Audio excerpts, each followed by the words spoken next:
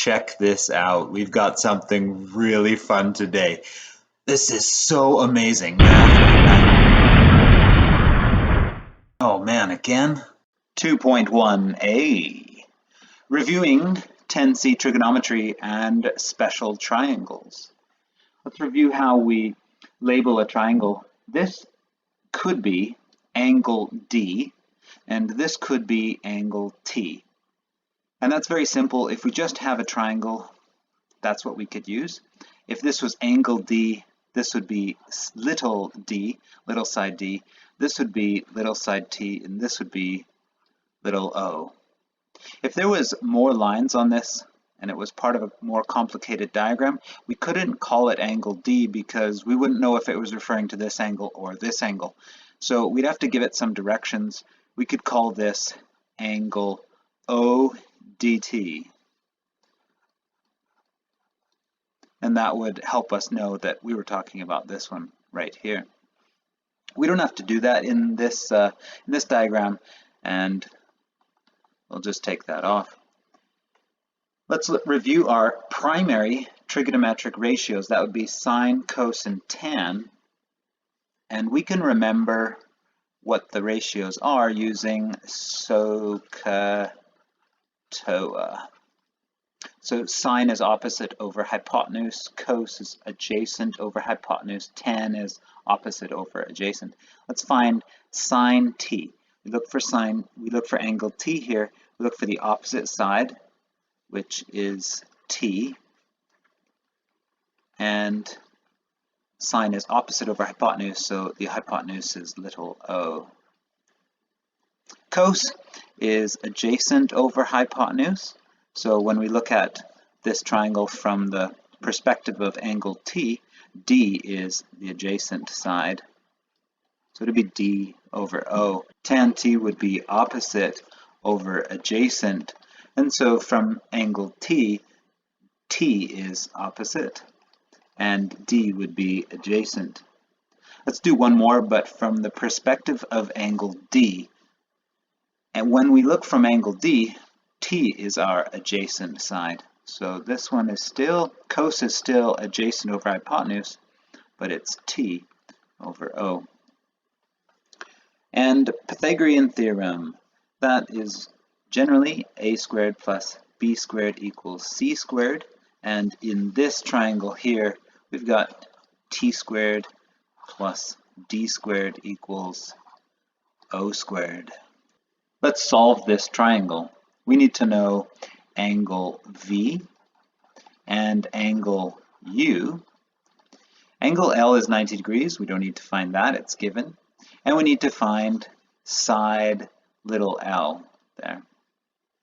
So to find angle V, we could use tan V is equal to the opposite over the adjacent.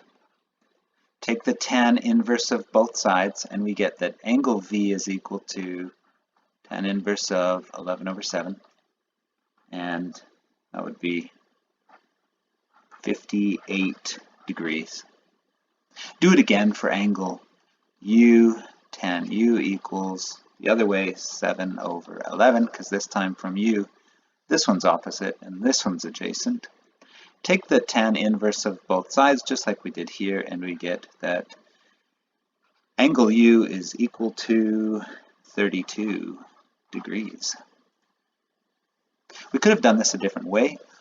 The interior angles of a triangle always add up to 180 degrees. So if we had 180 minus the 90 degrees taken up by angle L, minus the 58 taken up by angle V, we should be left with 32 degrees. So this would be 2 and 17 minus 14 is 32. So that's another way to get it. We don't have to use a trig ratio there. To find side L here, we can use the Pythagorean theorem. A squared plus b squared equals c squared. 7 squared plus 11 squared equals the hypotenuse squared. And it turns out that L is equal to 13.0 centimeters. And we've solved all the mysteries of this triangle. From the window of one building, Sam finds the angle of elevation to the top of a second building to be 41 degrees. So here we go, we've got a building here, and sounds like Sam is looking out of the window. Remember, an angle of elevation is when he's looking up. Looks up to the top of this building, and it's 41 degrees. Angle of depression to the bottom of the building is 54 degrees. So when he looks down, 54 degrees there. The buildings are 56 meters apart. To the nearest tenth of a meter, find the height of the second building, which is a pretty cool thing to do. You don't even have to walk over and measure it, which is probably impossible anyways. Let's call this one A. That would be from here to whatever Sam's height is.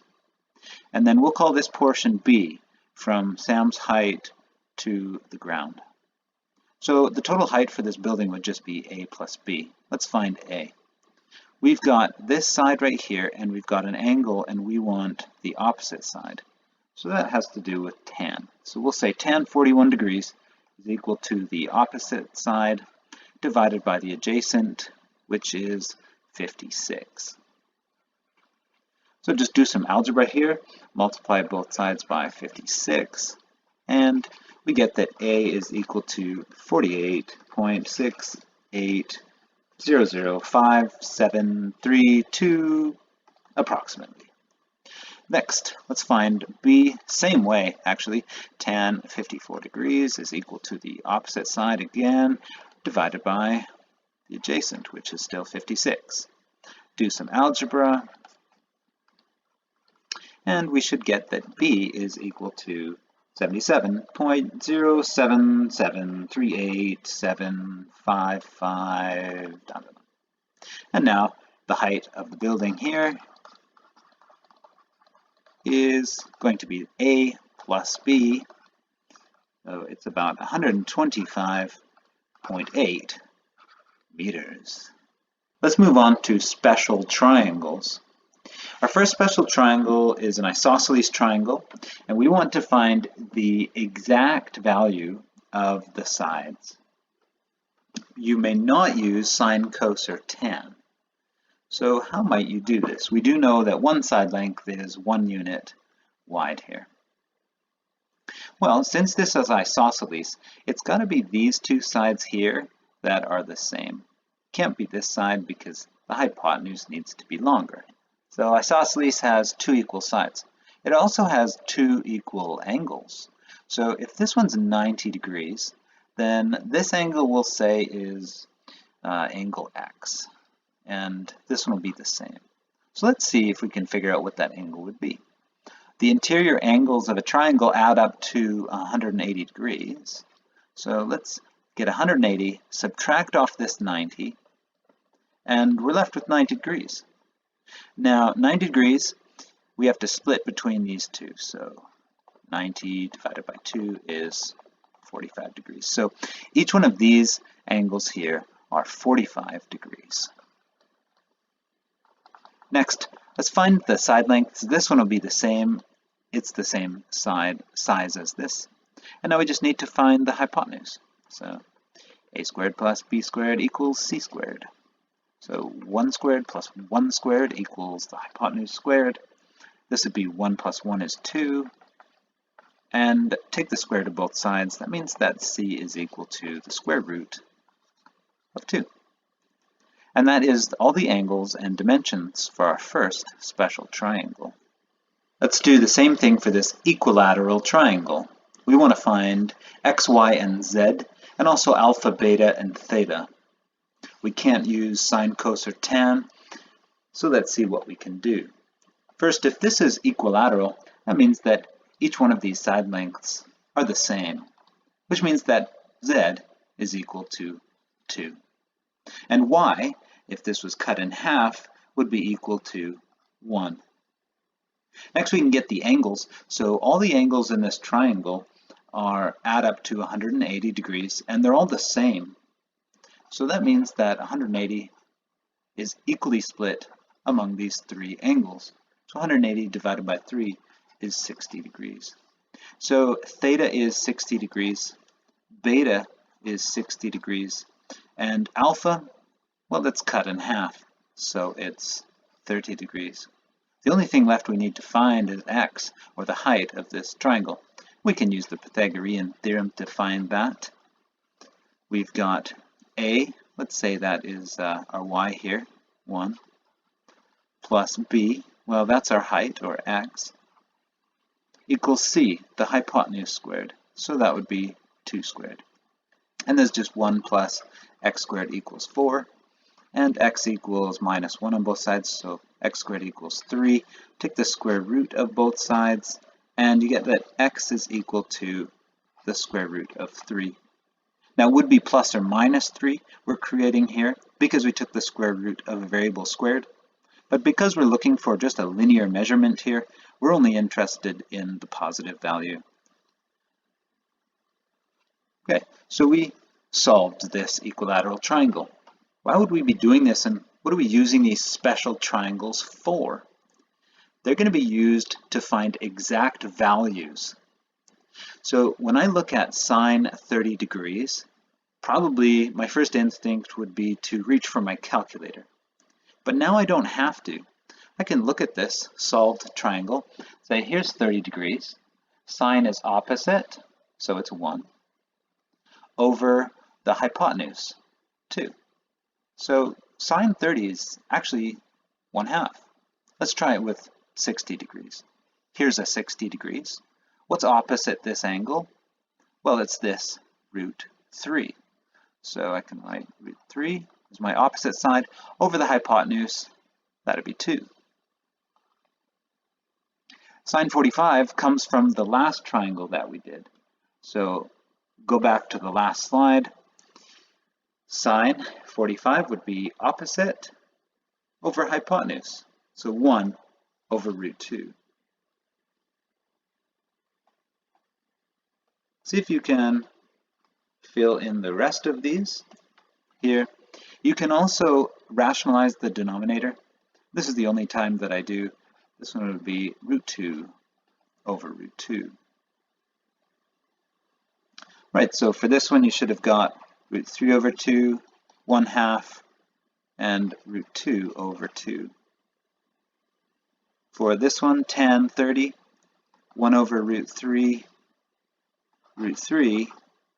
and 1. The unit circle, which is actually part of Math 30-1, but it may come in handy now, and if you prefer, you can use this method in 20-1. It is, if we had a circle with a radius of 1 unit, and we centered it on our Cartesian plane here, and then we took a point right at the origin, and we drew a line to the outside here. Then we moved it along, kind of like a spinner or something, a windmill. It starts here and it moves out. This angle right here, from here to here, is 30 degrees. So that means that this side here is my y value, and this side here is my x value. So this point here is actually just the first side here, the adjacent side, and the y part of this coordinate is my opposite side here. So that's the unit circle. It's these points on this 1 unit circle, and it could be called the 1 unit circle. And this helps us remember our trig ratios as well, because 30 degrees directly correlates to my special triangle. So 30 degrees. Now, if you remember the special triangle, it was, the smallest side was 1, and the largest was 2, and this other side was root 3. So almost 1, 2, 3, but not quite. Next, you notice that I said that this circle has a radius of 1, so I need the hypotenuse to have a hypotenuse, or this triangle to have a hypotenuse of 1. So I'm going to scale this triangle down by dividing by 2. There we go. Now it has a hypotenuse of 1, and this triangle here will fit right here. That's the same triangle. So what is the y and x values of that coordinate? Well, right here, √3/2 and 1/2. So this point right here is √3/2 and 1/2. For this point here, this green one, so I can make a triangle going back to my x-axis here. This would have an angle of 45 degrees. So I would use my other triangle here that had a dimensions of 1 and 1 and √2. Now I have the same problem. I need my hypotenuse to be the same radius as this, which is 1. So I'm going to scale this one down by dividing everything by √2. And this hypotenuse becomes 1. And this is 1/√2, which is fine if you want to use it like that. If you want to rationalize it, I actually do, because then it follows a pattern. So I'm going to say it's √2/2. So up here, see, this side is √2/2 and this side is √2/2. So up here, this point right here is √2/2 and √2/2. Last one here is same triangle actually as the first one. It's just turned around so that now our angle is 60 degrees and this angle up here is our 30 degrees. So it's actually the same one, just flipped around. This time the x value of the coordinate is 1/2 and the y value is √3/2. We could also do this point here, so 0 degrees. This point is just 1, 0. And this point up here, this point is 0, 1. Okay, so this helps us. And now that the hypotenuse is always 1, then this is our cos value, and this is our sine value, because cos was adjacent, which is our x value here of our point, over the hypotenuse, and the hypotenuse is 1. So that is our cos value now, and this is our sine value. Now the good thing about this is that it follows a pattern. So you notice here it goes 1, 2, 3, and then back up the other way. 1, 2, 3. Everything's divided by 2, and you could take the square root of a numerator. The square root of 1 is just 1. So going down this side, 1, 2, 3, and going back up, 1, 2, 3. Then I'll divide everything by 2, and take the square root. The square root of 1 is just 1, so I'll leave that. The square root of 3, the square root of 2, and the square root of 3. And that's almost my point, except we're in quadrant 2, aren't we? And so all the x values of the coordinate will be negative. So the unit circle helps us extend beyond our special triangles if we had an angle of like 120, let's say. So then we could just, this is still our cos value, and then this is our sine value, and then we could just read them off the unit circle here. This point over here, -1, 0.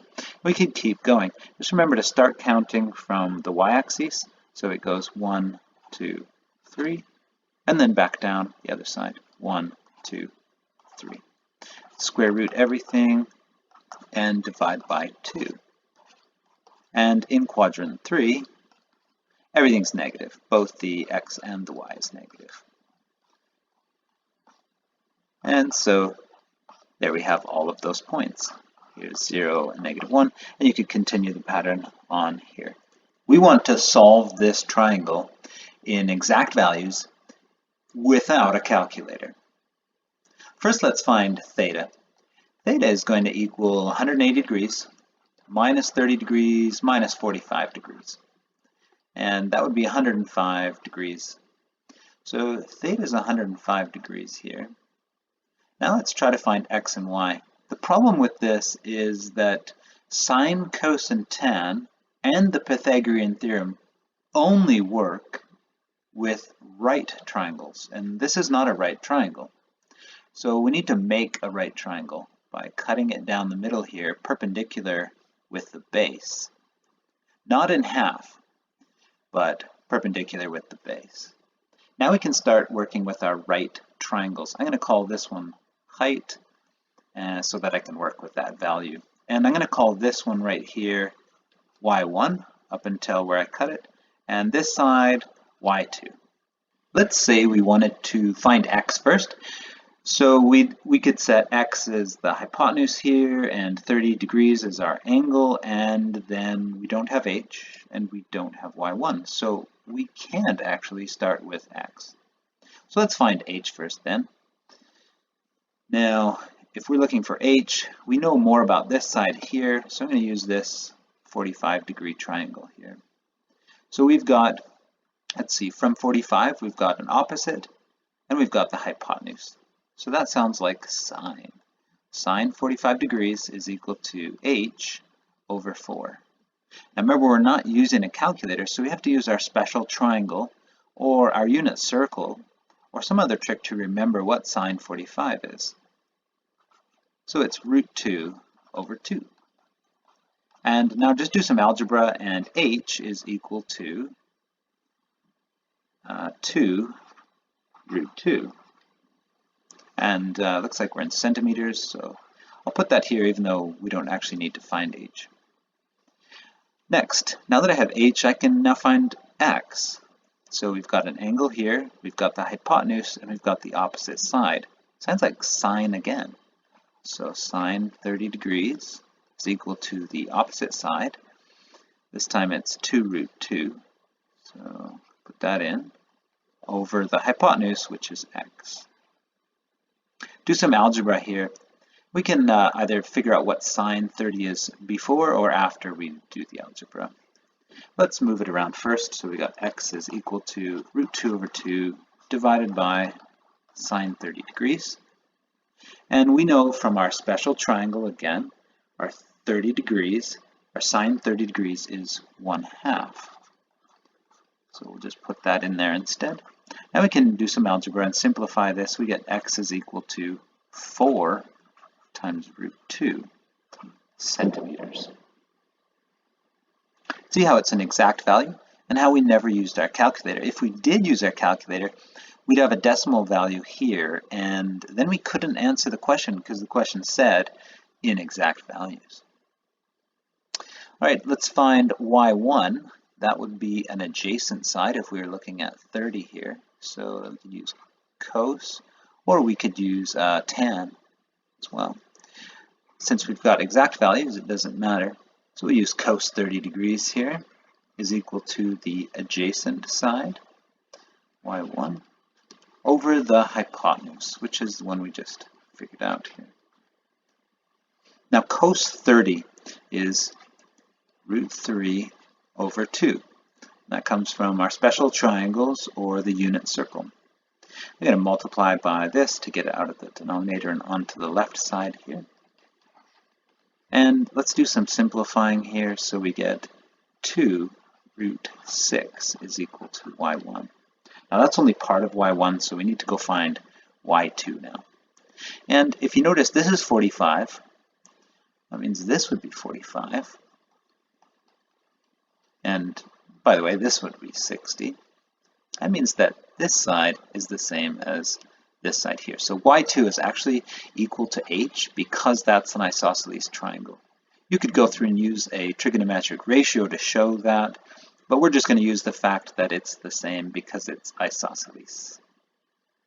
So y2 is equal to 2 root 2. That means the whole of side y is equal to 2 root 2 plus 2 root 6 centimeters. And we can't write these together as one radical because they've got a different radicand. So this looks good. We found our angle and we found our two missing sides. Let's take another look at a non-right triangle and solve it without a calculator. This one's 45 degrees and this one's 30 degrees, which actually means that angle B here is 105 degrees again. And you notice there's a limited number of triangles I can make that we could do using our special triangles because they need to be those specific angles that we know. If this was 31 degrees, then we'd need to use our calculators again. All right, so angle B is 105 degrees again. Let's try to find the height. This time we're going to have to cut it again, perpendicular to side x, just like we did before, to make ourselves right triangles that have the angles that we want. This would be 60, by the way, and this would be 45, of course. Altogether, 105. Let's do, and we're going to need an h here. So let's find h, because then we can use it to find y. So we could do sine 30 degrees is equal to our height divided by our hypotenuse, which is 15. Sine 30 is 1/2. Multiply by 15 on both sides. Get that the height is equal to 15 over 2. That would be in meters for this question. Next, let's do, how about, while we're here, we'll call this one x1 and x2. So let's do x1.